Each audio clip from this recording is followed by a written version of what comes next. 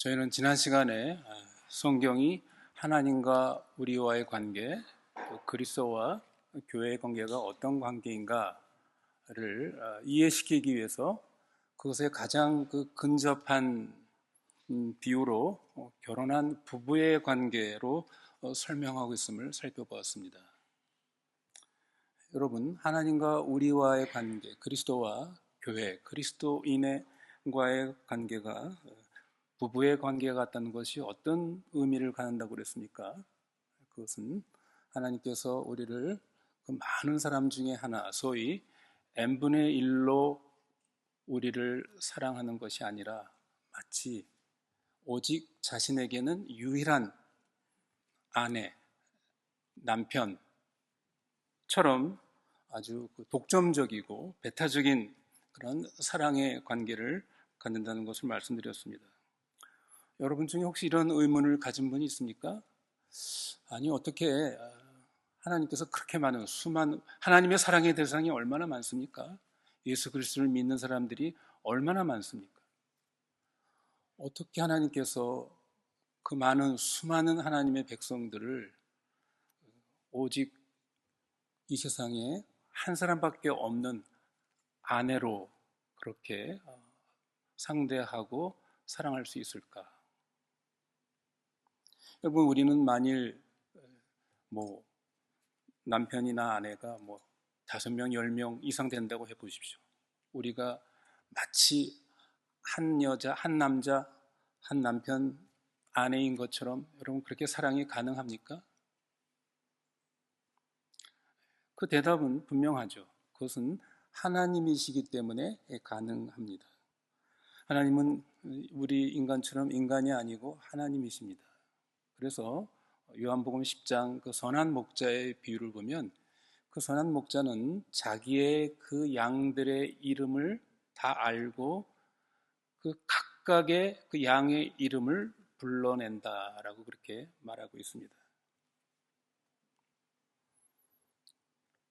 여러분, 우리 인간은 그렇지 않죠.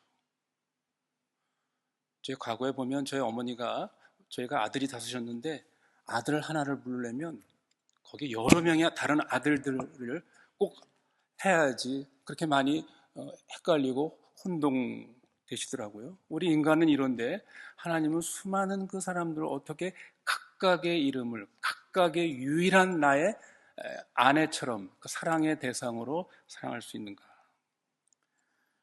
여러분, 이것이 바울이 말한 크도다 이 비밀이요, 크도다 이 신비요.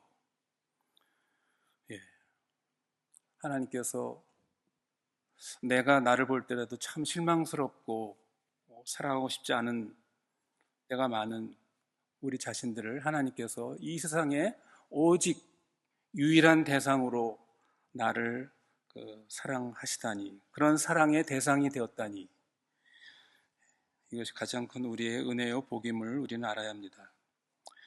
오늘은 우리 그리스도인의 가정에 대해서 조금 더 살펴보겠습니다. 그 각 나라마다 국민들에게 행복의 조건이 무엇인가를 조사해 보면 물론 약간의 차이가 있습니다만 첫 번째 순위를 차지하는 것이 행복한 가정입니다. 그러니까 이것은 모든 나라 사람들의 공통적인 가장 우리 삶의 가장 행복의 조건이 뭔가, 첫 번째로 그 순위가 뭐냐면 우리 가정의 행복한, 소위 스위트 홈으로 되어 있습니다. 어느 나라를 막론하고 첫 번째로 이 화목한 가정, 즉 가족들 간의 친밀한 우애와 평화가 있기를 바라고 거기서 행복을 느낀다는 것이죠. 이것을 보면 이 가족이란 인간에게 있어서 가장 중요하고도 핵심적인 관계임을 알 수 있습니다. 그런데 성도 여러분, 문제는 뭡니까? 이 삶의 행복에 대해서 우리 인간에게 가장 아주 근본적인 중요한 비중을 차지하는 가정이 오늘날 점점 더 불행의 씨앗이 되고 있고, 그 가정이 대대적으로 붕괴되고 해체되어 가고 있다는 현실입니다. 이혼의 문제는 말할 것도 없고 특히 우리 젊은 세대들은 아예 그냥 결혼 제도 자체에 대해서 아주 부정적인 생각이 점점 많아지고 있는 그러한 추세입니다. 이렇게 가정이 흔들리고 붕괴되고 이런 비혼주의가 증가되는 것에는 물론 여러 가지 사회적인 혹은 환경적인 요인이 있습니다. 그러나 무엇보다도 현대 문화가 더욱더 개인주의화돼 가고 자기 이익, 자기 생각, 자기 고집 이것을 중요시하는 세상이 되어가고 있기 때문에 이런 결혼의 여러 가지 이런 붕괴, 해체 이것은 어떻게 보면 불가피하다고 말할 수도 있습니다. 그러나 성도 여러분, 불가피하다는 것이 바람직한 것은 아니죠.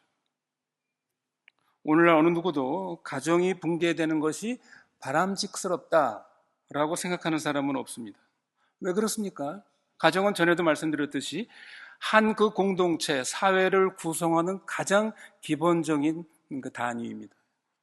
그래서 그 기본적인 이 기초가 무너지면 그 사회, 국가, 공동체가 흔들리고 힘을 잃게 되는 것이죠. 결국 무너져 내릴 위험성이 있기 때문입니다. 그런 의미에서 본다면 오늘날 세계의 위기, 아니 인류의 위기는 뭡니까? 무슨 핵전쟁? 경제 위기? 뭐 코로나와 같은 무슨 재앙? 그것이 아니라 인간사의 가장 그 기초 기반이 되는 이 가정의 붕괴, 가정의 해체 위기가 가장 큰 문제라고도 말할 수 있습니다. 성경의 가르침에 따르면 가정은 하나님께서 인간에게 주신 최초의 공동체죠. 한 남자와 한 여자가 각각의 부모를 떠나 결혼을 하여 가정을 이루는 데서부터 인간 사회가 시작되었습니다. 사실 여러분, 인간이라는 존재를 보면 인간은 다른 동물에 비해서 대단히 연약한 존재입니다. 그렇지 않습니까? 짐승이 가진 빠른 발도 무슨 날카로운 발톱과 이빨 또 강한 턱 이런 것이 없습니다. 동물들은 다양하게 자기 보호 안전장치를 가지고 있죠. 여러분, 인간에겐 그런 게 별로 없습니다. 아주 약하게 태어난 존재입니다.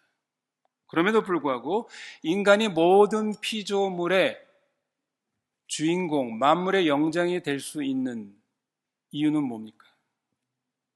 인간은 생각을 하는 존재이고 도구를 만들어서 무엇을 이용할 줄 아는 이러한 인간의 어떤 그런 지성, 이성이 있는 존재이기 때문에 그렇습니다.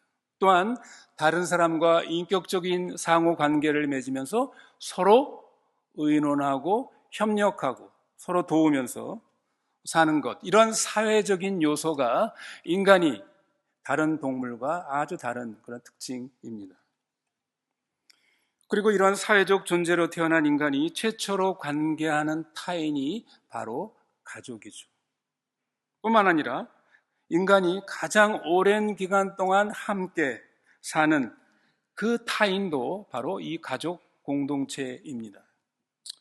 그러므로 가장 기본적인 공동체인 가정이 화목하지 않고 가정 안에서 소란과 긴장과 다툼이 있다면 참으로 우리 인간은 행복하기 어렵다고 말할 수 있습니다. 특히 현대에 들어와서 더욱더 증가하고 있는 우울증을 비롯해서 여러 그런 정신 심리 질환의 원인을 살펴보면 물론 그 모든 원인이 가정 때문에 발생한다라고 말할 수는 없지만 상당한 많은 문제, 이 정신질환의 문제가 이 가정의 문제로부터 특히 부모의 문제로부터 온다라는 이것이 오늘 많은 전문가들의 공통적인 그런 주장입니다. 물론 여러 정신질환도 선천적으로 혹은 유전적인 요인에 의해서도 발생할 수 있습니다. 그러나 그 가정이 화목하고 건강한 관계에 있으면 발병하지 않을 수도 있고 또 설령 발병했다 할지라도 증상이 그렇게 심하지 않을 수 있다라는 것이 조사 결과를 보면 알 수가 있습니다. 행복의 마지막 보루가 되어야 할 가정이 우리를 보호하고 위로하고 도와주는 것이 아니라 오히려 우리에게 스트레스를 더욱 주고 병을 더 악화시킨다면 그것은 참으로 슬픈 안타까운 현실이 아닐 수 없습니다.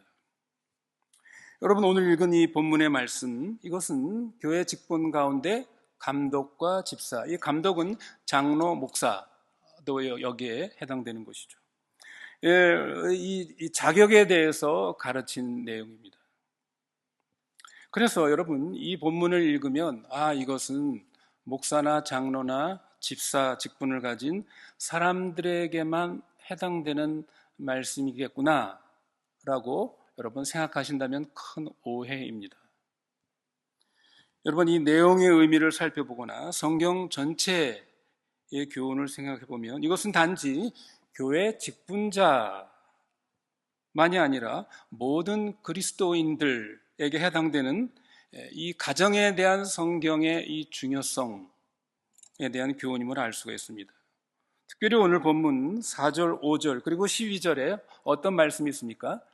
자기 집을 잘 다스리는 자라는 말씀이 있습니다. 왜 이 직분자의 자격에 왜 가정을 성경이 들먹이고 있는가? 자기 집을 잘 다스리는 자? 여러분, 이것이 그저 목사나 장로나 집사 이 직분을 가진 사람들에게만 해당되는 말씀입니까? 모든 그리스도인 남편과 부모에게는 해당되지 않는 말씀입니까? 그렇지 않습니다. 모든 그리스도인 남편, 아버지, 부모에게 해당되는 것입니다. 그러나 교회의 직분자는 더욱더 자기 집을 잘 다스리는 자여야 된다. 그것에 본이 되어야 한다라는 것을 강조했을 뿐인 것이죠. 왜 그렇습니까? 5절에 있는 것처럼 자기 집도 제대로 다스리지 못하는 사람이 어찌 하나님의 집을 다스릴 수 있겠느냐. 성경의 논리는 아주 명백하죠. 그런데 성도 여러분, 우리가 여기 생각할 것이 있습니다. 여기 자기 집을 잘 다스린다.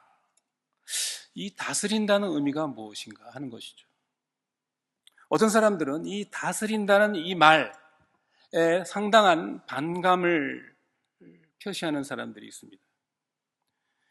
다스린다, 지배한다, 통치한다, 이런 말들은 그 시대에 뒤떨어진 매우 가부장적 사고방식, 소위 남전여비의 문화가 지배했던 그런 시대의 산물 용어가 아닌가 하는 것이죠. 옛날 시대에 성경이 기록됐을 이 당시에는 그런 문화, 그런 시대였을지 모르지만 지금 오늘날의 이 시대에는 전혀 맞지 않는 그런 말이 아닌가 하고 부정적으로 생각하는 것입니다. 특히 오늘날 페미니즘이나 PC주의가 아주 영향을 끼치는 이런 시대 속에서 성경의 이런 구절들, 가정에서 부모가 혹은 남편이 가정을 잘 다스리라, 이런 말들 때문에 가정을 기독교가 소위 이 가정을 남성 중심주의 문화 혹은 가부장적 권위주의자로 만들었다.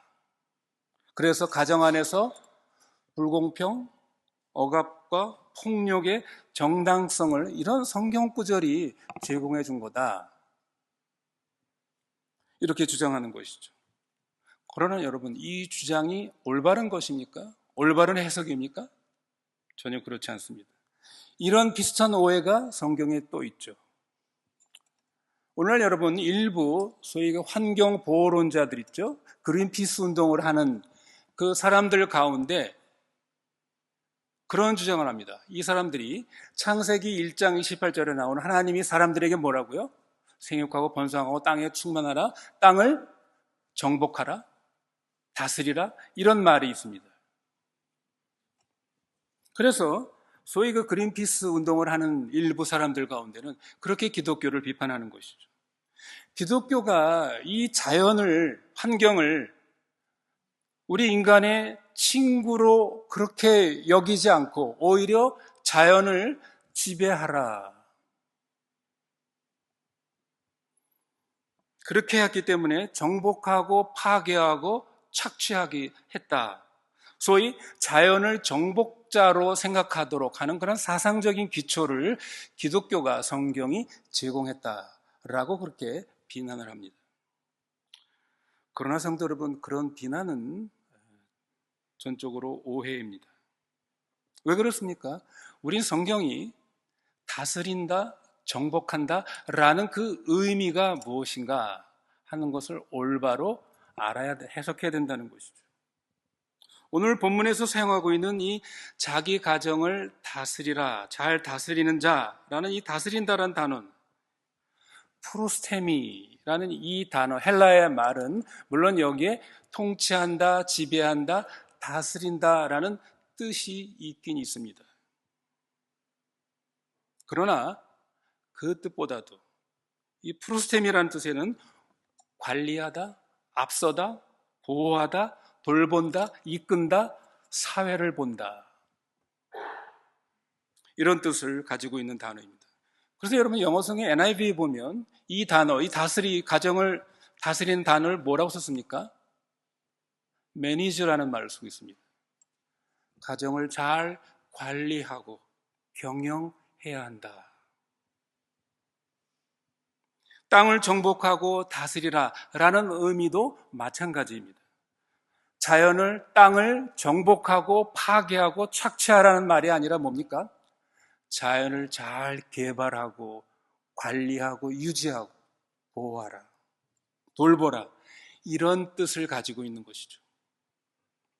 이런 뜻들을 생각하면 오늘 본문에 자기 집을 다스린다라는 의미는 무슨 권위, 힘, 권리, 권력을 가지고 가족들을 지배하고 억압하고 자기 마음대로 좌지우지하라, 여러분 그런 뜻이겠습니까? 전혀 그런 뜻이 아니죠. 오히려 가정을 잘 관리하고 경영해서 모든 것이 제 기능을 잘 하도록, 제 위치에 서서 모든 가족들이 그 기능을 충분히 발휘할 수 있는 그렇게 관리하라, 잘 돌보라, 경영하라, 이런 뜻입니다. 다시 말하면 뒤죽박죽의 콩가루 집구석이 아니라 질서가 있고 조화로운 가정이 되게 하라, 평화로운 화목한 가정을 만들어라. 이것이 자기 집을 잘 다스리는 자의 올바른 해석입니다. 가정에서 가족들이 자기들이 서야 할 위치에 서서 자기가 해야 될 일을 각자가 잘 감당하면서 자기도 평화롭고 다른 사람에게 이익을 주는 그런 상황을 뜻하는 것입니다. 이것이 다스리라는 그런 올바른 해석입니다. 또한 여기 다스린다는 말 가운데는 사회를 본다는 뜻도 있습니다. 우리가 보통 사회자 혹은 사회를 본다고 그럴 때 여러분, 사회자의 역할이 뭡니까? 무엇 때문에 여러분 사회자가 필요합니까? 질서를 세우고 그 모든 사람들이 그 어떤 토론을 가능하게 하도록 사회를 보는 것 아닙니까? 여러분, 영국에 사는 저희들은 가끔 TV를 통해서 영국 그 하원 의회에서 벌어지는 그 회의 광경을 TV를 통해서 보지 않습니까?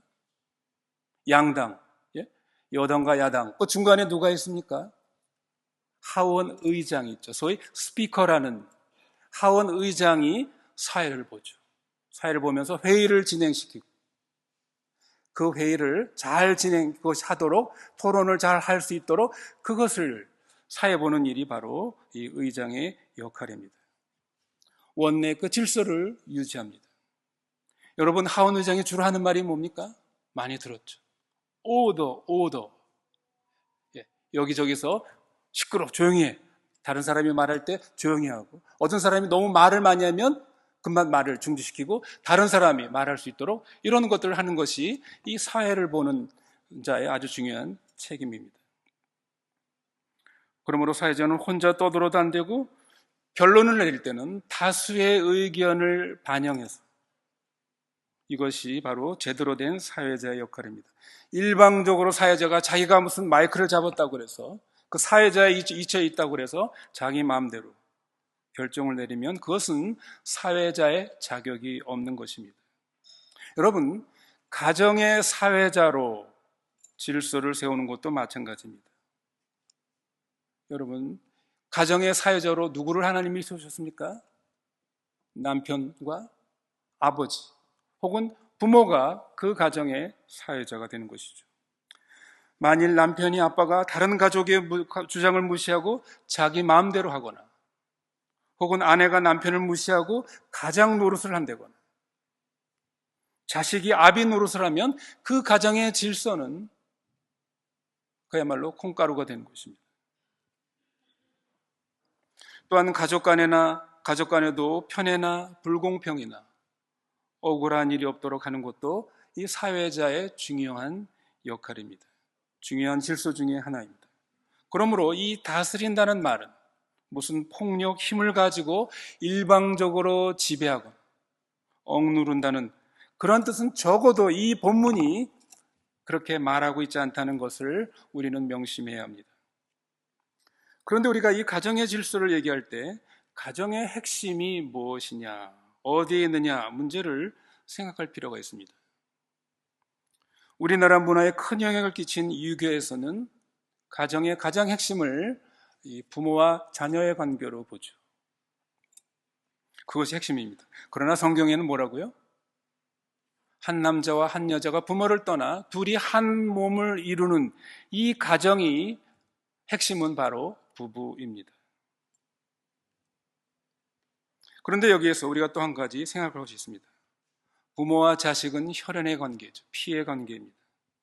그러므로 굳이 우리가 애써 노력하지 않아도 본능적으로 부모와 자녀는 그렇지 않은 관계도 있지만 일반적으로 부모와 자녀는 본능적으로 자연적으로 아주 친밀하고 끈적끈적한 그 피의 사랑이 형성되는 관계입니다. 그러므로 유교적인 전통에서는 부모와 이 자식의 관계, 특히 부모에 대한 효가 가정의 견고함을 보장하는 것으로 되어 있습니다. 그러나 성경이 가르치는 가정의 핵심은 뭐라고요? 부모와 자녀의 관계가 아니라 남편과 아내 이 부부의 관계입니다. 그리고 이 부부의 관계는 어떤 관계라고 했습니까? 지난 시간에 말씀드린 것처럼 이것은 피의 관계가 아니라 약속의 관계, 서약의 관계, 성경적인 용어로 말하면 언약의 관계입니다. 우리가 결혼할 때 그래서 서로 이렇게 하겠다고 서약한 그 약속의 근거에서 이 가정의 질서와 가정의 견고성이 유지되는 것입니다. 그러므로 가정의 핵심 주체가 부모도 아니고 자식도 아닌 남편과 아내의 관계라는 이 성경의 가르침을 생각할 때 가장 중요한 것은 뭡니까? 부부가 서로 약속한 것, 서약하는 것, 이것을 지키는 것, 이것이 가정의 핵심이고 가정 질서의 기초라는 것을 우리 그리스도인 부부는 깊이 이것을 명심해야 합니다. 그래서 저희가 지난 시간에 본 것처럼 성경은 하나님과 우리의 관계를 결혼의 관계, 부부의 관계로 비유했다고 그랬죠. 그렇기 때문에 성경은 우상 숭배를 간음에다 비유했습니다. 하나님께서 가장 미워하시고 분노하시고 질투하시는 그것은 하나님의 백성이 하나님을 떠나 다른 신, 우상 숭배를 하는 것임을 강조했습니다. 우상 숭배를 간음으로 비유한 것은 하나님만 섬겨야 할 그의 백성이 우리가 다른 신을 섬기는 것, 이것이 바로 영적 간음이다 라고 말한 것처럼 결혼할 때 오직 한 남편과 한 아내가 몸과 마음으로 서로에게만 충실할 것을 약속한, 서약한 것, 이것을 어기는 것, 이것이 바로 간음이요 우상 숭배와 같다는 것입니다. 오늘 본문이 여러분 2절 12절에서 바울은 이것을 강조하고 있습니다. 어떻게 강조하고 있습니까? 한 아내의 남편이 되며, 이게 중요한 말이죠. 한 아내의 남편이 되며, 물론 이걸 뒤집어서 얘기하면 한 아내의 남편, 한 남편의 아내에게는 그것이 이렇게 또 적용될 것입니다. 그러므로 하나님과 우리와 관계에 마찬가지지만 남편과 아내의 가장 중요한 요소는 약속에 대한, 언약에 대한 신실함, 내가 서로에게만 충실하고 배신하지 않겠다는 것, 이것이 핵심입니다. 만약 이런 기본 신뢰가 깨어져 버리면 가정의 견고성이 흔들리고 무너진다고 말할 수 있습니다. 가정이 화목하지 못하고 갈등과 다툼이 일어나고 결국 가정이 흔들리고 붕괴되는 요인들은 여러 가지 요인들이 있습니다.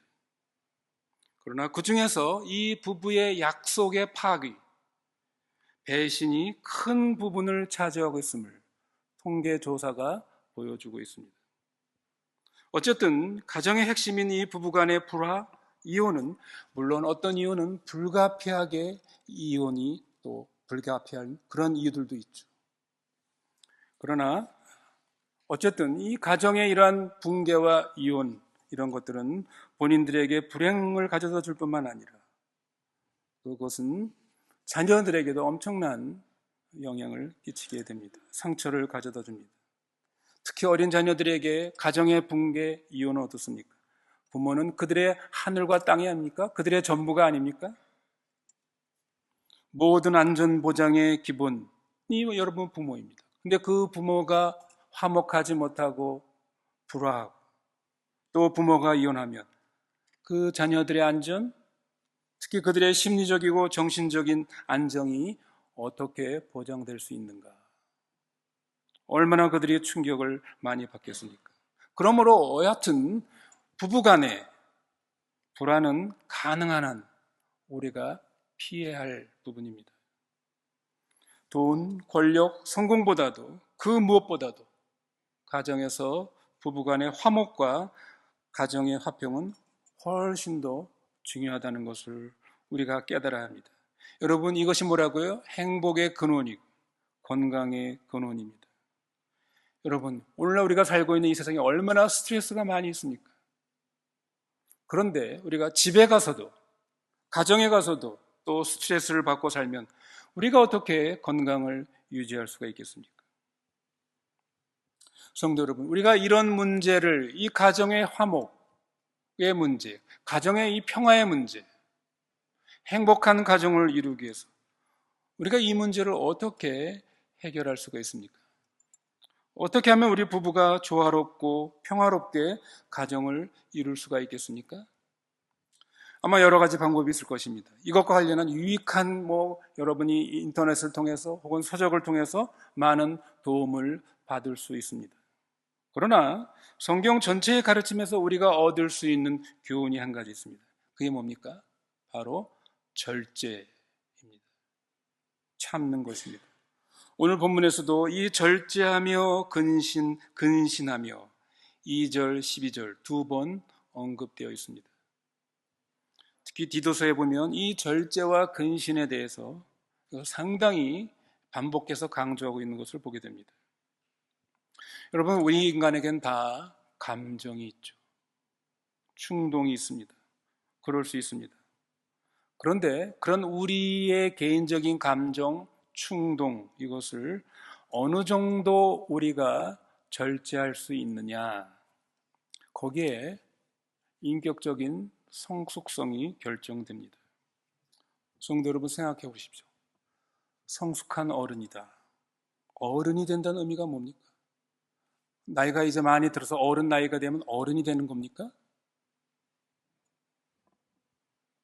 그러면 성숙한 사람이 되는 겁니까? 자기 감정을 절제할 수 있는 사람, 그 충동, 유혹을 억제할 수 있는 사람, 여러분, 그것이 바로 성숙한 사람이죠. 어린아이들은 그것을 하지 못해서 어린아이들입니다. 여러분, 우리 상담 심리학에서 그런 용어가 있죠. 자기 그 감정을 절제하지 못하고 충동을 억제하지 못하는 성인을 일컬어서 그 상담 심리에서 무슨 용어를 쓰는지 아십니까? 성인 아이라는 말씀, adult child라는 말씀입니다. adult child.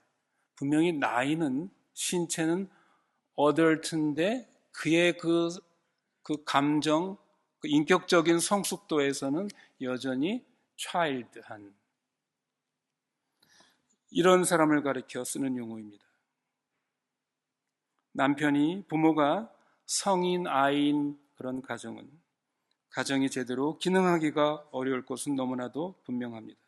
그러므로 가정은 관리하고 경영하고 사회를 보는 책임을 맡은 가장인 아빠, 남편 또한 부모는 특히 어떻게 됩니까?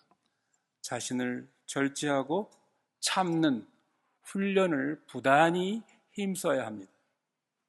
특히 부부간에 먼저 이러한 절제와 참는 노력과 훈련이 있어야 하겠습니다. 가정의 두 번째 핵심은 물론 부모와 자식 간의 관계입니다. 오늘 본문 3장 4절에 보면 자기 집을 잘 다스려 자녀들로 모든 단정함으로 복종케 하는 자라야 할지며 라고 되어 있습니다. 집을 잘 다스리는 것에 대해서 부부관계로 얘기하지 않고 자녀들을 이야기합니다. 또한 12절에서도 자녀와 자기 집을 잘 다스리는 자일지니라고 되어 있습니다. 여기 집을 잘 다스린다라는 것 핵심은 적어도 오늘 본문에서는 남편과 아내가 화목하다는 것보다는 자녀들을 잘 다스리는 것, 즉 자녀들이 순종하고 자녀들이 빗나가지 않게 하는 것을 강조하고 있습니다. 아마 여기 집을 잘 다스리는 것에 이 부부의 문제를 다루지 않는 것은 이 서신이 쓰여진 1세기에는 별로 이 부부간의 그런 문제가 크지 않았을 것입니다. 왜 그렇습니까? 그때는 거의 집안에서 아내의 권리가 없었죠. 그저 남편의 일방적인 것이기 때문에 그렇게 그냥 일방적으로 아내들이 종처럼 순종하는 이제 이러한 관계들 속에 있었기 때문에 별로 큰 그런 문제가 없었을 것처럼 보입니다. 그렇기 때문에 아마 이혼하는 일도 별로 없었을 것입니다. 그런데 이 자녀와의 관계는 옛날이나 지금이나 문제가 있었을 것입니다.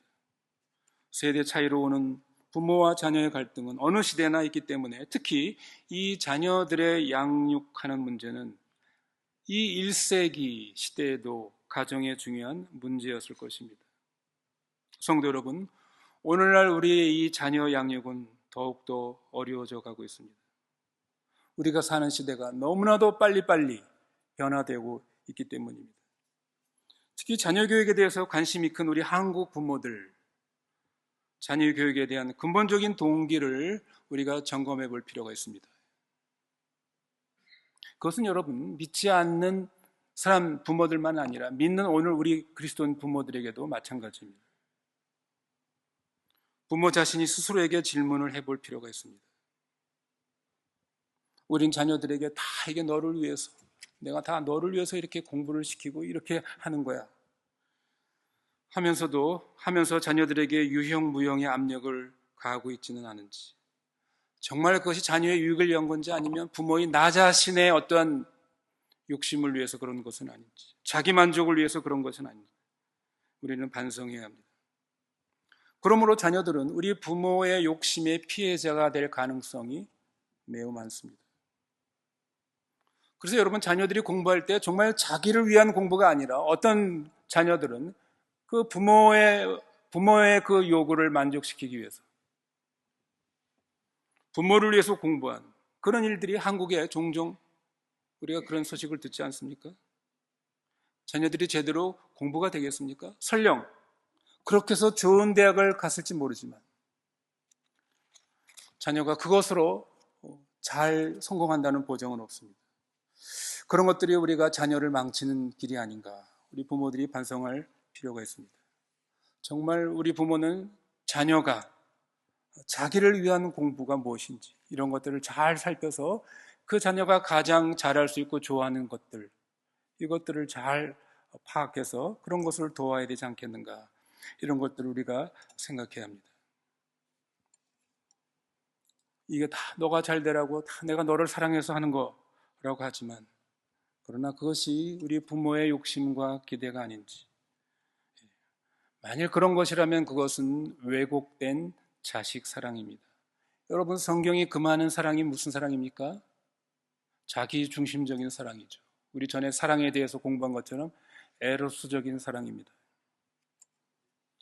우리는 자기 중심이 아니라 자식 중심의 그런 사랑을 해야 할 것입니다.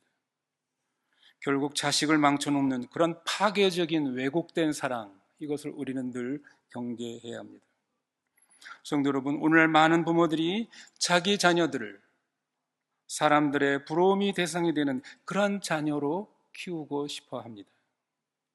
그러나 우리 그리스도인 부모는 자녀를 무엇보다도 하나님을 두려워하는 사람으로 키울 수 있어야 합니다. 그러면 우리 그리스도인 부모의 자녀 교육은 다른 사람들이 부러워하는 사람으로 키우려고 애쓰는 것이 아니라 다른 사람이 믿을 수 있고 존경할 수 있는 사람이 되게 하는 것, 그것이 우리 자녀 교육의 목표가 되어야 합니다. 여러분, 다른 사람들이 부러워하는 것, 그것이 다 나쁘다고 볼 수 있지만, 여러분, 다른 사람들이 부러워하는 것은 다른 사람으로부터 질투의 대상이 된다는 의미도 그 속에 들어 있습니다. 세상은 돈, 명예, 권력을 많이 가지고 있는 사람, 그러나 성공한 사람을 부러워합니다. 그러나 그런 사람을 과연 믿고 존경하고 사랑하고 있는가? 물론 다 그런 것은 아닙니다. 돈과 명예와 권력을 가지면서도 사람들에게 존경을 받는 사람들이 분명히 있을 것입니다. 그러나 그것보다 더 중요한 것은 사람들이 믿을 수 있고 존경할 수 있는 그런 사람으로 우리 자녀들이 자라도록 우리 부모는 애써야 합니다. 그러려면 어떻게 됩니까? 그 자녀가 하나님을 두려워하는 것, 하나님을 경외하는 사람이 되어야 합니다. 말씀을 맺습니다. 성도 여러분, 그런데 문제는 무엇입니까? 자녀에 대한 이러한 신앙교육, 인격교육은 이게 말 가지고 되지 않는다는 데 문제가 있습니다. 여러분, 말로만 다 할 수 있으면 얼마나 좋겠습니까? 우리 하루 왼종일 자녀들에게 말할 수 있을 것입니다. 중요한 것은 성경은 뭐라고 얘기합니까? 부모의 본인 것이죠. 부모의 모본입니다. 그러나 이것이 제일 힘듭니다. 그런 의미에서 자식은 어떤 의미에서 부모의 거울입니다. 나 자신, 우리 부모가 어떻게 하는가, 그것이 자식을 통해서 나타난다는 것이죠. 물론 예외가 없는 것은 아닙니다. 훌륭한 부모 가운데 엉망인 자식일 수도 있고 그 반대도 있을 수 있습니다. 부모는 엉망인데 그 자녀가 아주 훌륭한 자녀가 있을 수도 있습니다. 그러나 대부분의 경우 자식은 부모의 거울입니다. 성도 여러분, 생각해 보십시오. 우리가 가정에서 모두가 다 긴장을 풀고 살 때 부모인 우리가 자녀들 앞에서 어떻게 말하고 행동하고 있는가? 혹은 자녀들과 함께 자동차를 타고 가면서 그 자동차 안에서 부모가 어떤 말, 어떤 행동을 하고 있는가? 그것을 자녀들이 다 보고 배울 것입니다. 우리 자식을 진정으로 사랑하는 방법, 자녀가 사람들에게 신임을 받을 수 있도록 하나님을 두려워하는 그런 자녀가 되도록 우리는 기도하면서 또 말씀을 통해서 지혜를 얻으면서 그렇게 우리는 자녀들을 키워야 할 것입니다. 5월 가정의 달, 하나님이 주신 이 작은 가정 공동체에서 성도 여러분, 여러분의 모든 가정이 기쁨과 행복을 누리시기를 바랍니다. 한편 집안의 가장으로서 남편과 아버지가 되시는 분들은 내가 우리 가정의 뭐라고요? 좋은 관리자, 경영자, 사회자인지 자신을 돌아보시고 반성해 보시기를 바랍니다. 또한 부모로서 내가 우리의 자녀를 어떻게 양육하고 있는지, 혹시 부모의 만족, 부모의 욕심으로 자녀를 키우고 있지는 않은지 반성해 보는 기회가 되시기를 바랍니다. 그래서 우리 각 가정이 화목하고 건실한 가정이 되어서 그 가정들이 모여 교회가 어떻게 됩니까? 건실한 가정이 되는 것이죠. 그 건실한 가정의 그 사람들이 교회의 직분을 맡아서 그 교회를 위해서 일한다고 한다면 그 교회는 건실하고 힘있는 그런 교회가 될 것입니다. 그런 가정, 그런 교회가 되기를 우리가 힘쓰고 또 기도해야 되겠습니다.